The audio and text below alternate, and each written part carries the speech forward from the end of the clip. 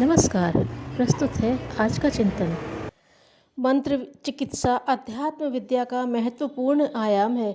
इसके द्वारा असाध्य रोगों को ठीक किया जा सकता है, कठिनतम परिस्थितियों पर विजय पाई जा सकती है, व्यक्तित्व की कैसी भी विकृतियां व अवरोध दूर किए जा सकते हैं।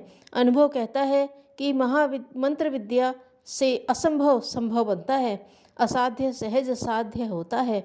जो इस विद्या के सिद्धांत एवं प्रयोगों से परिचित हैं, वे प्रकृति की शक्तियों को मनोनुकूल मोड़ने में समर्थ होते हैं।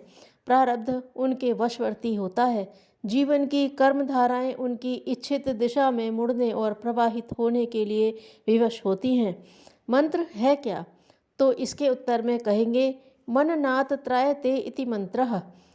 जिसके मनन से त्राण मिले, यह अक्षरों का एक ऐसा दुर्लभ एवं विशिष्ट संयोग है जो चेतना जगत को आंदोलित, आलोड़ित और उद्योलित करने में सक्षम होता है।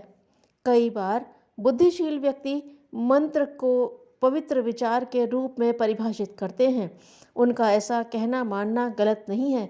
उदाहरण के लिए गायत्री महामंत्र सृष्टि का सबसे पवित्र विचार है। इसमें परमात्मा ने सभी के लिए सद्बुद्धि एवं सन्मार्ग की प्रार्थना की गई है, लेकिन इसके बावजूद इस परिभाषा की सीमाएं संकरी हैं। इसमें मंत्र के सभी आयाम नहीं समा सकते। मंत्र का कोई भी अर्थ हो भी सकता है और नहीं भी। यह एक पवित्र विचार हो भी सकता है और नहीं भी। कई बार इसके अक्षरों का संयोजन इस रीति से होता है कि उससे कोई अर्थ प्रकट होता है, और कई बार यह संयोजन इतना अटपटा होता है कि उसका कोई अर्थ नहीं खोजा जा सकता। दरअसल मंत्र की संरचना किसी विशेष अर्थ या विचार को ध्यान में रखकर की नहीं जाती। इसका तो एक ही मतलब है, ब्रह्मांडीय ऊर्जा की किसी विशेष धारा से संपर्क, आकर्षण, धारण और उसके सार्थक नियोजन की विधि का विकास। मंत्र कोई भी हो, वैदिक एवं पौराणिक या फिर तांत्रिक, इसी विधि के रूप में प्रयुक्त होते हैं। इस क्रम में यह भी ध्यान रखने की बात है कि मंत्र की संरचना या निर्माण कोई बौद्धिक क्रियाकलाप नहीं है। कोई भी व्यक्ति भले ही कितना भी प्रतिभावान या बुद्धिमान क्यों न हो, वह मंत्रों की संरचना नहीं कर सकता।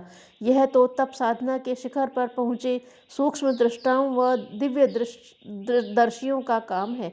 ये महासाधक अपनी साधना के माध्यम से ब्रह्मांडीय ऊर्जा की विभिन्न व विशिष्ट धाराओं को देखते हैं। इनकी अधिष्ठात्र शक्तियाँ, जिन्हें देवी या देवता कहा जाता है, उन्हें प्रत्यक्ष करते हैं। इस प्रत्यक्ष के प्रतिबिंब के रूप में मंत्र का संयोजन उनकी भाव चेतना में प्रकट होता है। इसे ऊर्जा धारा या देव शक्ति का शब्द रूप भी कह सकते हैं। मंत्र विद्या में इसे देव शक्ति का मूल मंत्र कहते हैं। इस देव शक्ति के ऊर्जा अंश के किस आयाम को और किस प्रयोजन के लिए ग्रहण धारण करना है, उसी के अनुरूप इस देवता के अन्य मंत्रों का विकास होता है। यही कारण है कि एक देवता या देवी के अनेक मंत्र होते हैं। यथार्थ में इसमें से प्रत्येक मंत्र अपने विशिष्ट प्रयोजन को सिद्ध व सार्थक करने में समर्थ होता है।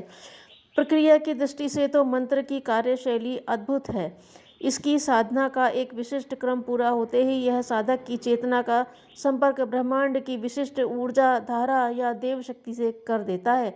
यह इसके कार्य का एक आयाम है। इसके दूसरे आयाम के रूप में यह साथ ही साथ साधक के अस्तित्व या व्यक्तित्व को उस विशिष्ट ऊर्जा धारा अथवा देव शक्ति के लिए ग्रहणशील बनाता है। इसके लिए मंत्र साधना द्वारा साधक के कतिपय गुह्य केंद्र जागृत हो जाते हैं।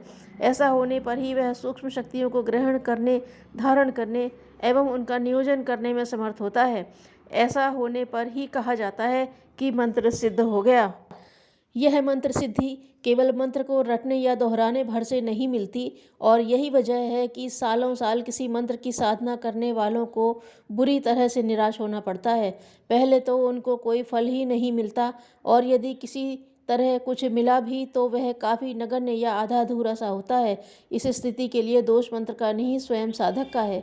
ध्यान रहे कि किसी मंत्र की साधना में साधक को मंत्र की प्रकृति के अनुसार अपने जीवन की प्रकृति बनानी पड़ती है।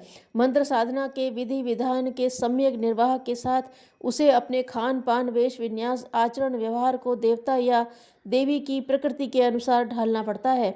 उदाहरण के लिए कहीं तो श्वेत वस्त्र, कहीं खान पान आवश्यक होते हैं, तो कहीं यह रंग पीला हो जाता है।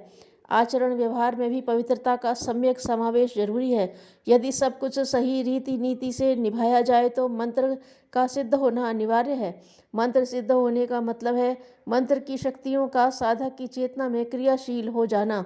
यह स्थिति कुछ इसी तरह से है जैसे कि कोई श्रमशील किसान किसी महानदी से पर्याप्त बड़ी नहर खोदकर उसका पानी अपने खेतों तक ले आए।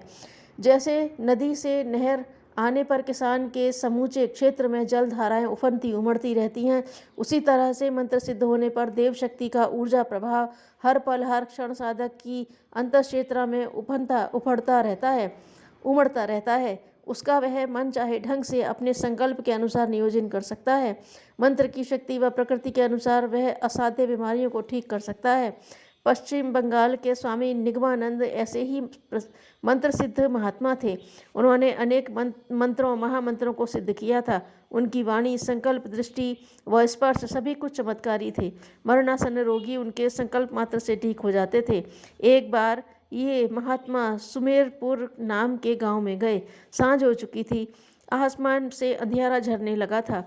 गांव के जिस छोर पर वे पहुंचे वहां सन्नाटा था। आसपास से गुजरने वाले उदास और मायूस थे। पूछने पर पता चला कि गांव के सबसे बड़े महाजन ईश्वरधर का सुपुत्र महेंद्र लाल महीनों से बीमार है। आज तो उसकी स्थिति कुछ ऐसी है कि रात कटना भी मुश्किल है।